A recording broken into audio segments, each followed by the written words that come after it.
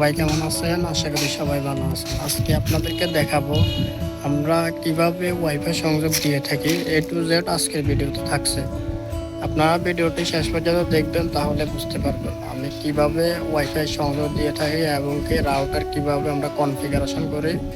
সবকিছুই আজকের ভিডিওতে থাকছে। তো চলুন মূল ভিডিওটি শুরু করা যাক।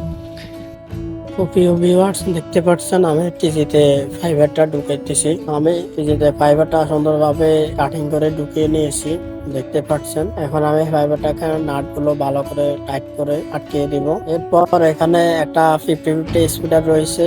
আমি স্পিডারটা খুলে এখানে 1:4 একটা স্পিডার বসিয়ে দিব। আর এর মাঝে আমি আপনাদেরকে দেখাইতেছি, দেখতে পাচ্ছেন আমি যে ফাইবারটা টানছি এটা 3 তলার উপরে, একবারে নিচতলা আমি ফাইবারটা দিব, সংযোগটা দিব। তো দেখতে পাচ্ছেন আমার যে সাথে যে আমার কাকা রয়েছে, আমার কাকা এখানে 1:4 লাগাইতেছে। অলরেডি ইনপুট লাগানো হয়ে গিয়েছে। এখন যে আউটপুট 4টা লাইন থেকে আমি এখানে যেহেতু আগে 2টা সংযোগ ছিল আর এখন নতুন একটা হবে, 3টা আউটপুট ব্যবহার হবে আর একটা খালি থাকবে। একটা দিয়ে আমি পরবর্তীতে আরো একটি লাইন দিতে পারবো। তো আমি দেখতে পাচ্ছেন ক্লিপার দিয়ে ফাইবার কেটে আমি মেশিনে দিয়ে দিব।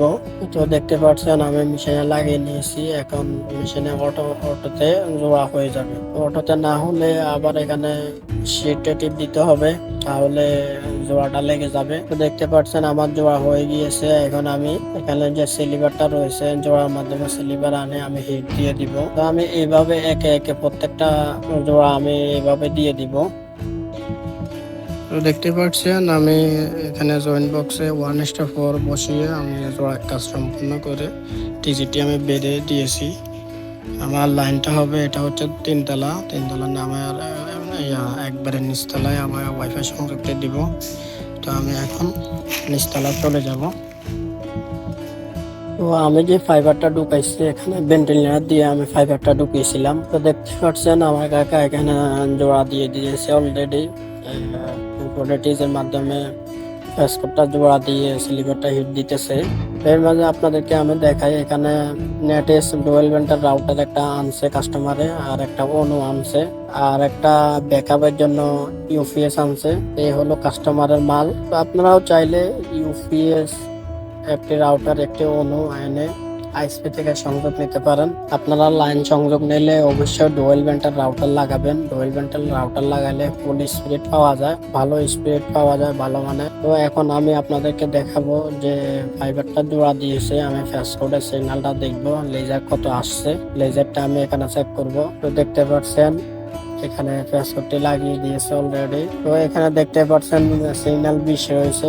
এখানে আমাদের 20 অথবা 25 নিচে সিগন্যাল থাকলে আমাদের পারফেক্ট সিগন্যাল আছে। আপনারা যেখান থেকে লাইন নেবেন অবশ্যই সিগন্যালটা দেখে নেবেন। সিগন্যালটা 25-এর ভিতরে থাকতে হবে। এর উপরে গেলে নেটওয়ার্ক একটু স্লো করতে পারে, নেট বাম্পারিং করতে পারে। তো প্রিয় দর্শক, দেখতে পাচ্ছেন আমি টাই ক্লিপ দিয়ে ভেন্টিলেটরের মাধ্যমে আমি অনু রাউটার যে ইউপিএস রয়েছে সেগুলো লাগিয়ে দিয়েছি। তো আপনারা ইউপিএস যদি লাগান, ইউপিএস এ একটা কেবল পেয়ে যাবেন।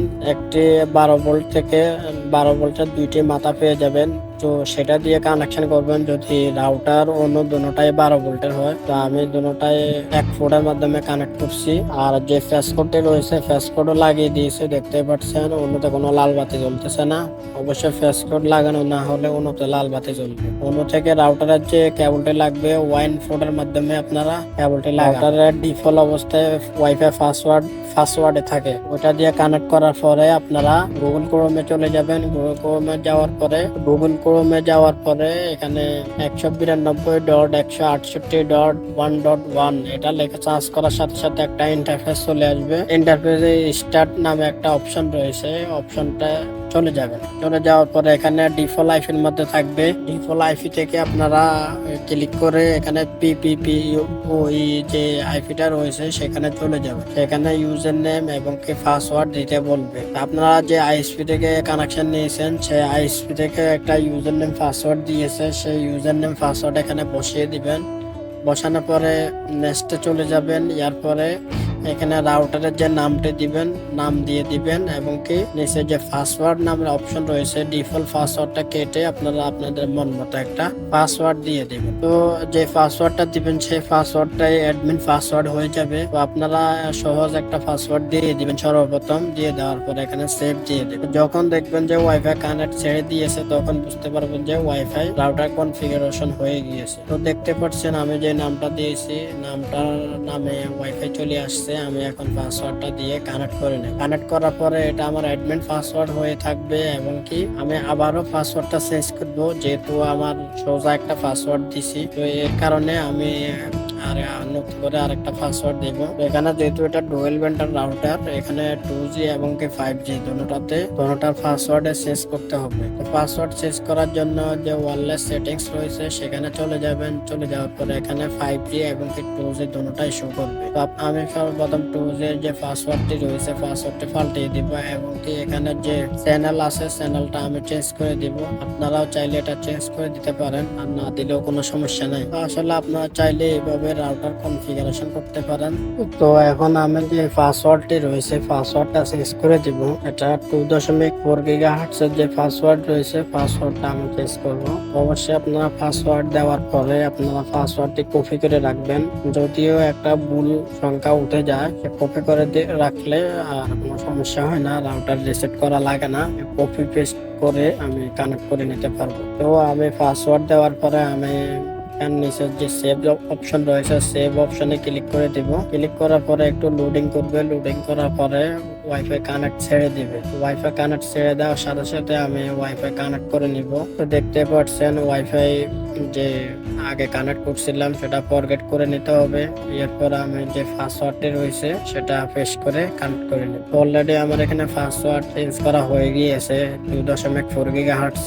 এখন আমি যে 5G রয়েছে 5G এর পাসওয়ার্ডটা পেস্ট করে নিচে যে সেভ বাটন রয়েছে সেভ বাটনে ক্লিক করে সেভ করে দেব। এরপরে দুটোটা ডুয়াল ব্যান্ডার যে 2.4 GHz এবং কি 5G যে পাসওয়ার্ড রয়েছে পাসওয়ার্ডটা চেঞ্জ হয়ে যাবে। দুটোটার পাসওয়ার্ড একই দিয়েছি। তো দেখতে পাচ্ছেন আমার চেঞ্জ করা হয়ে গিয়েছে। তো এই পর্যন্ত আমার রাউটার কনফিগারেশন করা শেষ। এখানে আবার আপনারা দেখতে পারবেন রাউটারে মোবাইল কয়টা চলে। মোবাইল চাইলে আপনারা ব্লক করে দিতে পারবেন, এখান থেকে চাইলে আপনারা ব্লক করে দিতে পারবেন। এখানে ব্লক অপশন রয়েছে, এখানে মোবাইল যেগুলা চলতেছে সেগুলা শো করবে এবং কি পাসওয়ার্ড যদি চেঞ্জ করেন তাহলে ওয়্যারলেস সেটিংস এ চলে যাবেন। ওয়্যারলেস সেটিংস এ আসার পরে এখানে দুটোটা অপশন থেকে আপনারা দুটোটার পাসওয়ার্ড চেঞ্জ করে দিতে পারবো। তো রাউটার কনফিগারেশনের কাজ এই পর্যন্ত। তো এখন আমি দেখবো আমার এখানে ইন্টারনেট চলে কিনা। তো সেটা দেখার জন্য আমি ইউটিউবে চলে যাব। তো দেখতে পাচ্ছেন ইউটিউব ব্রাউজিং করতে পারতেছি, আমি দেখতে পাচ্ছেন ইউটিউব চলতেছে। এখন আমি স্পিডটা টেস্ট করে দেখবো যে এখানে রাউটারে স্পিডটা কত পাই আমি। তো দেখতে পাচ্ছেন এখানে 93 Mbps উঠছে। তো আপনারা সবসময় রাউটার ব্যবহার করলে ডুয়াল ব্যান্ডের রাউটার ব্যবহার করার চেষ্টা করবেন। ডুয়াল ব্যান্ডের রাউটারে অনেক স্পিড পাওয়া যায়। তো আজকের ভিডিওটা এ পর্যন্তই। সবাই ভালো থাকবেন, সুস্থ থাকবেন। আল্লাহ হাফেজ।